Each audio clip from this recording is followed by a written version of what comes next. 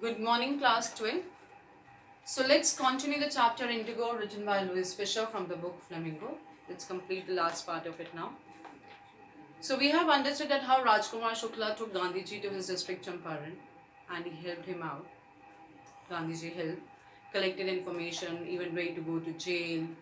Then noticed that how people started becoming self-dependent and mentioned about civil disobedience, the battle they have won. At last, it was announced that he had to be the sole representative of Indian peasant so that this deadlock of indigo should be closed. So the thought that in Gandhiji, as he was a representative, because the money was taken from the Indian peasant forcefully or willingly, because they were cheated. They had no idea that synthetic indigo was in the market. So Englishmen had taken the money from them as a compensation to release. Now they want their money back. So the English people, this association, British Landlord Association, they thought about it. And Gandhiji would ask for the whole amount. But he asked for only 50% money. It's written here. Official inquiry assembled. They thought they asked, how much must we pay? And they thought that he would demand repayment in full of the money in which they had illegally, deceitfully, that is cheated, extorted from the sharecroppers. But he asked only for 50% money. But Indian version, that is the Reverend J.Z. Hodge, a British missionary, he got adamant, stubborn. And the settlement happened on 25% refund, not on 50%. 25% settlement happened, both the parties said okay. Now when he came back, Gandhiji, and that deadlock was closed, that no other discussion would be happen on indigo. Indian peasants were not happy with the decision of 25%. They said that only 25%, but then Gandhiji said, something is better than nothing. He mentioned about it, that amount of refund was less important than surrender of Britishers' money and prestige actually. That is more important. Now Britishers have started listening to the Indians, and Indians have started raising their voice. So it's mentioned, the landlords had been obliged to surrender the part of the money and with the part of the prestige. Therefore, as far as the peasants were concerned, the planters had behaved as lords above the law. So now when this matter was finished, they got at least 25. Earlier they were getting 0, but now at least they were getting 25%, 1/4 of it. Now when this matter was closed, Gandhiji was still there. Now he noticed that Champaran district, that was culturally and socially economically backward area. Now he thought to develop that area. Indigo deadlock matter closed, now something other to develop that district. He saw cultural and social backwardness. He appealed for the teachers. Mahadev Desai, Narhari Parikh, two young men, joined Gandhi as disciples. Several more came from Bombay, Pune. Devdas, Gandhi's youngest son, arrived from the ashram, and so did Mrs. Gandhi, his wife also, to make this area come out from that backwardness. Primary schools were opened in 6 villages. Kasturbai taught the ashram rules in personal cleanliness and community sanitation. So people were taught about, the schools were opened, education was given to them, cleanliness, health, hygiene, sanitation, it was taught to the people of those people of that area. Health conditions were miserable earlier. 3 medicines were available: castor oil, quinine, and sulfur ointment. For anybody who showed a coated tongue, given a dose of castor oil, malaria, fever, quinine oil, skin eruptions, ointment plus castor oil. Gandhi noticed the filthy condition of women clothes. Even the women, they were wearing the torn clothes, and that very bad in the rag condition.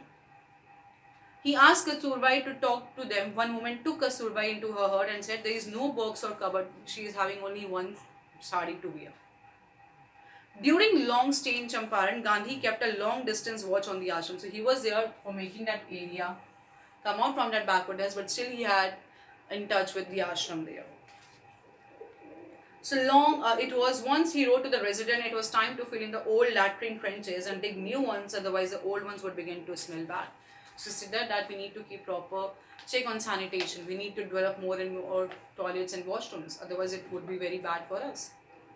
That Champaran episode was a turning point in Gandhi's life. because he started teaching the people about various things, free from the fear of mind, health, education, each and everything. So that was a turning point in Gandhi's life, how he fought, how he made people self-dependent, self-reliant.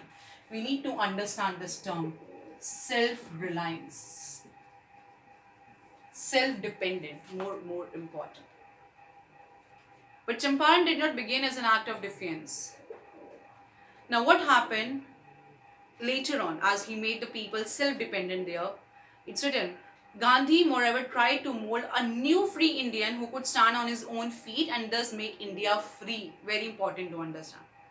And later on, one English pacifist, C.F. Andrews, that is Charles Freed Andrews, he came. He followed Gandhiji and he said that he wanted to help Gandhiji. English pacifist, Charles Freed Andrews or C.F. Andrews we can say. And what to help them. Andrews to stay in Champaran and help them. He was from the Fiji Islands. Gandhi opposed. He said, you think that in this unequal fight it would be helpful if we have an Englishman on our side. Who said it would be very unequal, that we are fighting against the English people and one English person is with us. I want my people should be self-reliant. I don't want that they should be dependent on someone else. Although C.F. Andrews liked Gandhiji, but still. So he said that. Gandhiji opposed. He said, you think this is in the unequal fight, it would be helpful if we have an Englishman on our side. This shows the weakness of our heart. The cause is just and you must rely upon yourselves to win the battle. So we should rely on ourselves. You should not seek a prop or help in Mr. Andrews because he happens to be an Englishman. As he was an Englishman, so we should not take help from him. We should be the one who can fight for ourselves. So it said that. Rajendra Prasad comment, Gandhi in this way taught us a lesson in self-reliance. Self-reliance, Indian independence and help to sharecroppers were all bound together. So with one thing of Indigo, he taught various lessons to the Indian people. So that you need to understand. So there are 4 questions which are very important. Why do you think Gandhi considered this episode to be a turning point in his life? Because of various things he changed. There can be a question of 2 marker and 6 marker also. How was Gandhi able to influence lawyers? Remember, he scolded him, but later lawyers thought that a stranger can do for us, then why not us? Same 2 or 6 marker. What was the attitude of the average Indian in smaller localities towards advocates of home rule? Because he stayed at professor place, so it was not allowed at that time, but still that professor helped him. How do we know that ordinary people too contributed to the freedom movement? Because all the people gathered together and fought for the nation. So now I really hope this chapter is clear to you. Any doubt you can ask from me. Do this, read it again, ask anything if you really want to. And that's all from this chapter. Send the work timely. God bless you and thank you.